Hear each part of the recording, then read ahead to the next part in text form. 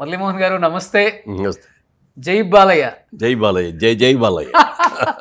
నేను ఒకసారి అంటే మీరు 2 సార్లు అన్నారు. ఆ ప్రేమ అంటే ఒక్కొక్కరికి ఏజ్ పెరిగిన కొద్దీ అమితాబ్ బచ్చన్ గారు చూడండి, అవును బిగినింగ్లో క్యారెక్టర్ కంటే తర్వాత లేటర్గా బ్రహ్మాండమైన సబ్జెక్ట్స్ పడినాయి. అవును అలాగే ఎన్టీ రామారావు గారికి అట్లాగే మంచి సినిమాలు పడినాయి. అవును ఏది బిగిన్లో జానపదాలు ఇవి అట్లా చేసుకున్నా కూడా సోషల్ ఫిల్మ్స్లో కూడా బ్రహ్మాండమైన సినిమాలు పడినాయి ఆయనకి.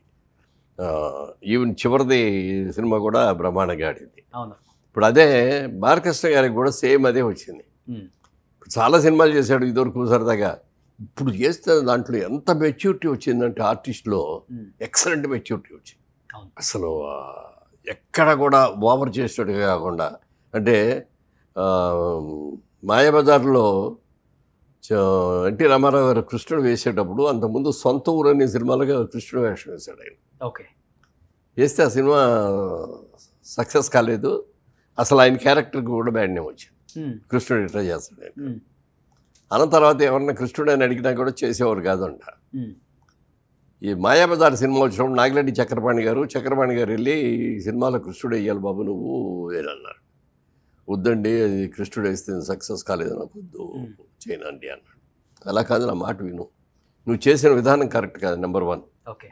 నువ్వు చేసిన గెటప్ కరెక్ట్ కాదు, అన్నీ నేను చూసుకుంటాను దగ్గర ఉండి, నాది బాధ్యత అని ఒప్పించి చేసాడు. ఎంత అసలు ఎక్కువ కృష్ణుడిగా ఎంతవరకు ఉండాలో అంతవరకే ఉండి అడ్రస్వాడుగా ఎంత బాగా చేశాడు. అది చేసిన తర్వాత ఏం చేశారు, కృష్ణుడు బొమ్మల ఆ రోజులు వాళ్ళకి విజయ్ చిత్ర అని ఒక మ్యాగజైన్ వచ్చేది, మీకు గుర్తుందో లేదు, కలర్ ఫోటో వేసేవారు సెంటర్ స్ప్రెడ్లో ఎన్టీ రామారావుది కృష్ణుడిగా గెటప్ వేశారు. అది ఆ రోజుల్లో మేము ఆ ఫోటోల్ని చక్కగా పెన్ను ఊడదీసి ఫ్రేమ్ కట్టించుకొని దేవుడి గదిలో పెట్టుకున్నాం. అంటే కృష్ణుడు అంటే ఎంతకంటే గొప్ప ఫోటో దొరకదు అని మా ఫీలింగ్ అన్నమాట. మీ వెనక కూడా ఉన్నారు ఇప్పుడు ఆయన. నిజంగా అలాంటి ఆయన అంత అద్భుతంగా చేశారు. తర్వాత మరి జస్టిస్ సోదరులండి కానీ అసలు ఎన్ని సినిమాలు ఆయన చేసి ఎక్సలెంట్. అట్లా బాలయ్య గారికి ఇప్పుడు ఈ మధ్యన చాలా మంచి సినిమాలు పడుతున్నాయి. చాలా మెచ్యూర్డ్గా చేస్తున్నాడు. ఎక్కడ ఓవర్ చేయటం కానీ ఇది కానీ ఎక్స్ప్రెషన్స్ కానీ చేస్తాడు. కానీ 50-60 ఏజ్ వచ్చిందంటే కొంచెం ఫ్యాన్ బేస్ తగ్గుతుంటుంది. అంత మంచి సినిమాలు కూడా రావు. ఏదో చేయాలంటే చేయాలి, అంతే, ఇండస్ట్రీలో ఉండాలి కాబట్టి. కానీ బాలయ్య బాబు గారికి ఇప్పుడు ప్రెసెంట్ ఉన్న యంగ్ హీరోస్ కన్నా ఎక్కువ ఫాలోయింగ్ ఉంది. అసలు అన్ని వరుసని హిట్స్ కొడుతున్నాడు కదా. సబ్జెక్ట్ ఎంత మంచిది. అఖండ సినిమా అదర్ దాన్ బాలకృష్ణ ఎవరు చేయరు, ఎవరు రీమేక్ కూడా చేయలేరు. అఖండ ఫస్ట్ ఆ క్యారెక్టర్ ఎవరు చేయాల, అది చూసిన సినిమా చూసిన రోజున అబ్బాయి భలే చేశాడు ఇది అని మాకే ఆశ్చర్యం వేసింది. ఓకే. జనరల్గా హీరోలు అనగానే గ్లామర్ క్యారెక్టర్ చేయాలి, అది ఇది ఇది అనుకుంటారు, అవును, అది అద్భుతంగా చేశాడు. ఇప్పుడు మళ్ళీ వీళ్ళిద్దరు కాంబినేషను, డైరెక్టర్ గారిది హీరోది కాంబినేషన్ అనేది ఇది ఎన్నది 3వ కాంబినేషన్ ఇది. అవును, 4 సింహ, లెజెండ్, అఖండ 2, 4ది 3 హ్యాట్రిక్ కొట్టిన తర్వాత ఇప్పుడు 4వ హ్యాట్రిక్ కొట్టడానికి రెడీగా ఉన్నాడు ఈయన. ఓకే. డెఫినెట్గా చాలా మంచి. నాకు ఒక డైరెక్టర్ గారితో పరిచయంగా చెప్తాను. 2005లో దిల్ రాజు గారు భద్రా అని సినిమా తీశారు. రవితేజ ఫాదర్ రోల్, అందులో ఫాదర్ రోల్, రవితేజకి ఫాదర్ రోల్, మంచి క్యారెక్టరు, త్రూఅవుట్ క్యారెక్టరు, మంచి క్యారెక్టరు. సినిమా చాలా బాగా ఆడింది, మంచి పేరు కూడా వచ్చింది. సినిమాకి వస్తే ఆటోమేటిక్గా ఆర్టిస్టులకు అందరికీ వస్తుంది కదా, అలాగే నాకు కూడా చాలా మంచి పేరు వచ్చింది. దాని తర్వాత దిల్ రాజు గారు ఒక సెంటిమెంట్గా పెట్టుకొని ఆయన చాలా సినిమాల వరుస నాకు ఇచ్చాడు, మంచి క్యారెక్టర్స్ ఇచ్చాడు. అలాగే డైరెక్టర్ గారు మీకు మంచి క్యారెక్టర్ చేయిస్తారని మీతో అన్నట్టు వచ్చాడు. అంటే ఆ సినిమా అయిన తర్వాత ఆయనలో ఒక ఫ్రెండ్షిప్ బాగా పెరిగింది. ఒకటి నెంబర్ 1. నెంబర్ 2, చంద్రబాబు నాయుడు గారు రాజమండ్రిలో మేము మహాపుష్కరాలు చేసాం. అప్పుడు నేను ఎంపీ. మహాపుష్కరం మామూలుగా పుష్కరం అనేది 12 ఏళ్ళకి ఒకసారి వస్తుంది. మహాపుష్కరం అనేది 12 144 సంవత్సరాలకు ఒకసారి వస్తాయి. గోదావరి పుష్కరాలు, మహాపుష్కరాలు నేను ఎంపీగా ఉన్నప్పుడు వచ్చినాయి. అప్పుడు చంద్రబాబు నాయుడు గారు, నా కాన్సెన్సీ కూడా అదే కాబట్టి నాకు బాధ్యతలు కూడా చాలా చెప్పారు, నేను కూడా బాగా చేశాను.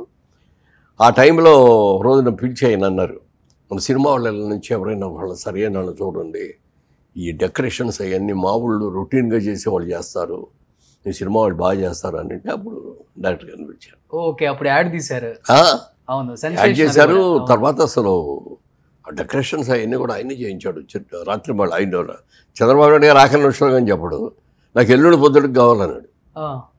ఎల్లుండి పొద్దునే ఆ రోజున ఇది డే అండ్ నైట్ అండి. ఇక నేను కూడా పక్కనుండి, సార్ మీకు ఏం కావాలని చెప్పండి, ఇది లేదు అది ఉంది అని అంటానికి కాదంటే, వాళ్ళ అంతకుముందు వాళ్ళ మరదలకో ఎవరికో పెళ్లి చేశాడు, వాళ్ళ చెల్లెలకో ఎవరికో. ఆ పెళ్లిలో కొన్ని గిడుగులు పెట్టి డెకరేషన్ చేసి తమాషా చేశాడు. ఈయన ఏం చేసా కనపడకపోయినప్పుడు అలా లారీలో అవి తెప్పించేశాడు. తెప్పించేసి ఆ బొట్టు మీద పెట్టించాడు. పెట్టేసేసి దానికి లైటింగ్ చేసేటప్పుడు ఎక్స్ట్రా ఆర్డినరీ అందం వచ్చేసింది. దానికి తగ్గట్టేమో చంద్రబాబు నాయుడు గారు అడిగారు, ఏదన్నా క్రాకర్స్ షో చేస్తే బాగుంటుంది ఇక్కడ అంటే మన రాజమండ్రిలో చాలామంది ఉన్నారండి, బ్రహ్మాండంగా చేస్తారండి. అలా కాదు అది దానికంటే బాగుండాలన్నారు. అప్పుడు హైదరాబాద్ని చెన్నైలో ఫైట్ మాస్టర్ ఒక ఆయన ఉన్నాడు, ఈ క్రాకర్స్ ఇవన్నీ చేసేది, పేరు మర్చిపోయాను, పేరు గుర్తులేదు. అతను ఫోన్ చేసి అర్జెంటుగా బయలుదేరి వచ్చాడు. వచ్చేట చంద్రబాబు నాయుడు గారు చెప్పారు ఇది చేయాలి అని అంటే, సార్ కొంచెం బడ్జెట్ ఎక్కువ వద్దన్నాడు. పర్వాలేదు చెప్పు అన్న. చెప్పంటే నేను 8 minutes ఒక నాన్ స్టాప్గా వచ్చేస్తాయి అన్నమాట ఆ క్రాకర్స్ అన్నీ కూడా, అది చేస్తానండి ఇంత బడ్జెట్ అన్నాడు. అనేప్పటికీ బేరం ఆడటం మొదలెట్టాను. సార్ మీరు బేరం ఆడొద్దండి, నేను అదే అమౌంట్ చేస్తా, కానీ 8 నిమిషాలు చేసేది 10 నిమిషాలు చేస్తా, నాకు ఖర్చు ఎక్కువ అవుద్ది, మీకు అదే కన్సెషన్ అనుకోండి అన్నాడు. సీఎం గారికి చెప్తే ఆయన ఓకే నీకు ఓకే అనుకుంటే ఓకే చేశారు.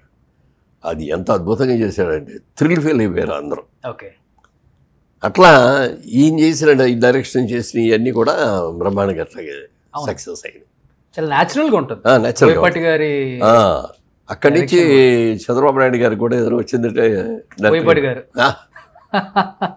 ఎలక్షన్స్ వచ్చినా ఏదొచ్చినా ఆయన యాడ్స్ చేసేవాళ్ళు బాగా. అసలు కానీ ట్రైలర్ చూస్తుంటే లిటరల్లీ గూస్ బంప్స్. ఈ ట్రైలర్ అఖండ అలాగే ఉన్నారు కాబట్టి ఏమనిపించింది బాలయ్య బాబు గారి గెటప్, యాక్షన్, త్రిశూలం పెట్టుకుని అందరినీ కాప్స్ ని కాల్ చేసే. అదే అవన్నీ నేను చూడలేదు యాక్చువల్గా, ఎందుకంటే నేను సినిమాలోనే చూద్దామని అట్లనే అలా రిజర్వ్ చేసుకున్నాను. మీరున్నప్పుడు జరిగిన సీన్స్ నేను ఎందుకు చూసానంటే అందులో గురు క్యారెక్టర్ ఆయనకి అఖండ అని పిలుస్తాడనమాట.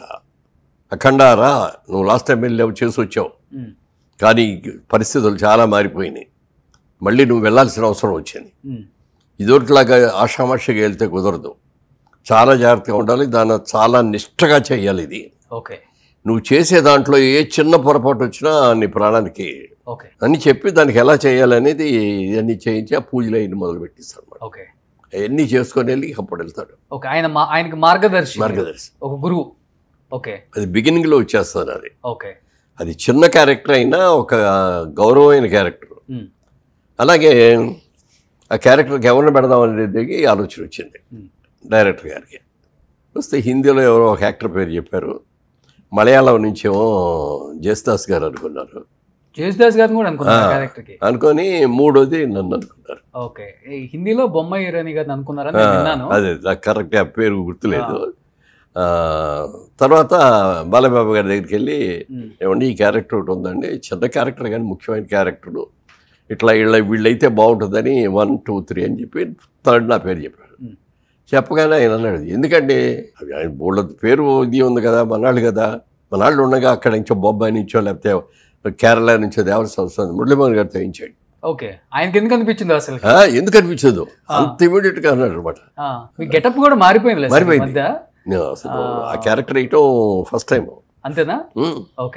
సుమన్ టీవీలో మీ పర్సనల్ అండ్ బిజినెస్ ప్రమోషన్స్ కోసం కింది నెంబర్కి కాంటాక్ట్ చేయండి.